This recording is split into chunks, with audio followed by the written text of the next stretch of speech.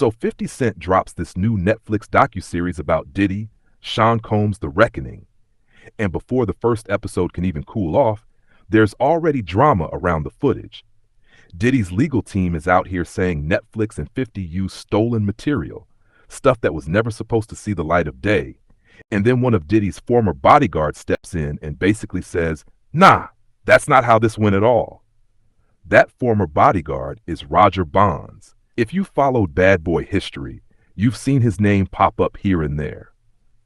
In a new clip that 50 Cent reposted, Bonds speaks directly on where he says that documentary footage really came from, and his version of events flips Diddy's whole stolen footage narrative on its head.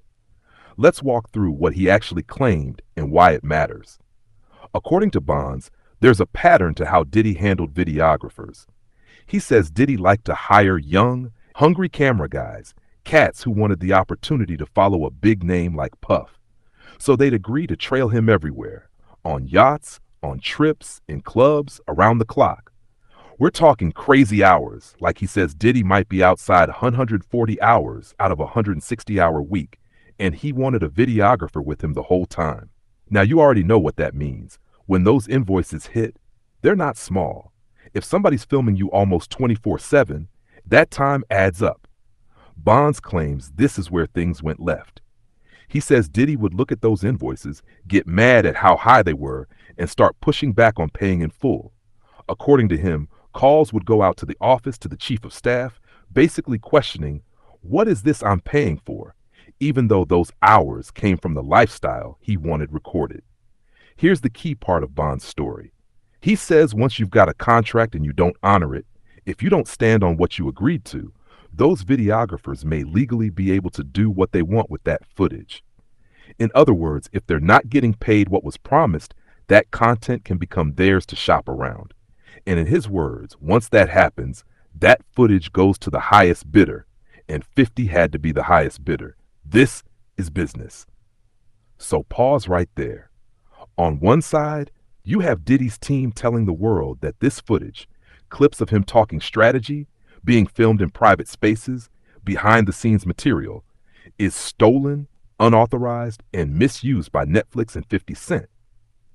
On the other side, you've got his former bodyguard saying, "No, this is the result of you not paying people correctly. These weren't loyal employees robbed by Netflix. These were videographers you allegedly shorted, who then took footage they legally had a claim to and sold it to someone who would actually cut the check."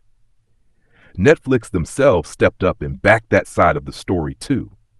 They put out a statement saying the project has no ties to any old Diddy, Netflix conversations, and that the footage leading up to his indictment and arrest was legally obtained. They also pointed out that 50 Cent is an executive producer but doesn't have full creative control over the series, trying to distance the platform from the idea that this is just some personal hit job. So what we're really watching here is three narratives battling at the same time. Diddy's camp, they stole my footage and turned my life into a hit piece. Netflix, we did everything above board, and this is journalism, not revenge. If footage got out, it's because of how Diddy treated the people filming him. And you can feel 50 Cent in the background like, either way, I got the footage and the show is out. Now let's zoom out. If what Bonds is saying is true, this isn't just doc drama. It's a lesson in how you treat people on the way up, especially people behind the camera. A lot of artists assume the videographer is just the help, someone who should be grateful for being in the room. But those are the people who see everything. They've got drives full of your raw life. If you start playing with their money, playing with their contracts, they're the ones who can eventually say, "You know what? I'm done protecting you. I'm selling this." Bonds paints a picture where Diddy wanted everything documented, every yacht, every trip, every room, but didn't want to respect the cost of that. If that's how it went down, then those same tapes he wanted for his own legacy end up in a Netflix series he can't control, with his biggest rival attached as EP. That's almost poetic. At the same time, we've got to be clear. We're talking about Roger Bonds' claims and Netflix's statement. We don't have every contract, every invoice, every email. Diddy's lawyers are still insisting this material was misused and that his rights were violated. Netflix and Bonds say no. The truth, legally, is going to live in paperwork, not opinions. But from a culture standpoint, the bigger story is about power and ownership. For decades, big artists have had all the control. They decide what footage comes out, when, and how. They drop documentaries that tell their version of events. They keep the ugly parts in the vault. Sean Combs' The Reckoning flips that dynamic. It's not Diddy telling the story. It's other people. It's alleged victims, former employees, industry figures, and a rival producer. So when you hear a former bodyguard say, "You treated videographers like they were disposable, and now that footage went to the highest bidder," it fits the larger narrative of someone who was used to being in control, now watching control slip away. And let's talk about 50 for a second. There's been tension between him and Diddy for a long time. Jokes, shots, little jabs online. But when 50 talks about this doc, he keeps framing it as, if I don't say anything, it looks like hip-hop is okay with his behavior. He's saying this is bigger than their personal feud. Whether you believe that or not, you can't ignore that he's leaned all the way into exposing whatever can legally be shown. And if Bonds' story is right, that 50 simply paid for the footage that others were free to sell, then this is 50 using business to hit back rather than just tweets and memes. He didn't break into anyone's vault.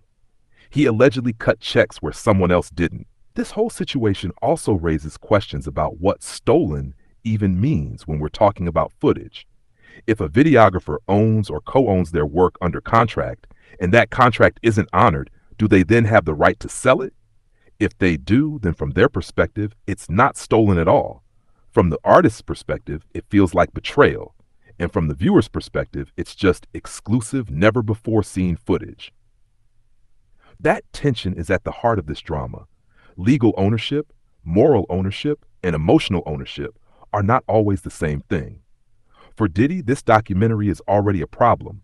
It revisits his rise and some very serious allegations and convictions that have reshaped how the world sees him. Now, add on top of that the embarrassment of watching private, casual moments surface in a project he doesn't control, while his ex-employees publicly poke holes in his stolen footage defense.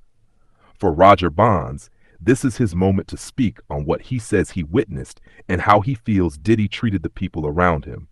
For 50, this is content and a statement. For Netflix, it's a high-profile, high-risk true crime doc. For everybody else, it's a reminder.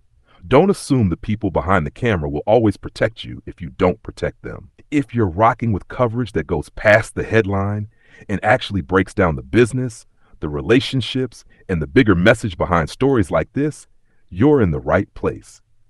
Thank you for watching. If you got something out of this breakdown, hit like, drop your thoughts respectfully in the comments. Do you think that footage was really stolen, or is this just business coming back around? And make sure you subscribe to the Short Clips Podcast so you don't miss the next deep dive into the stories your timeline can't stop talking about.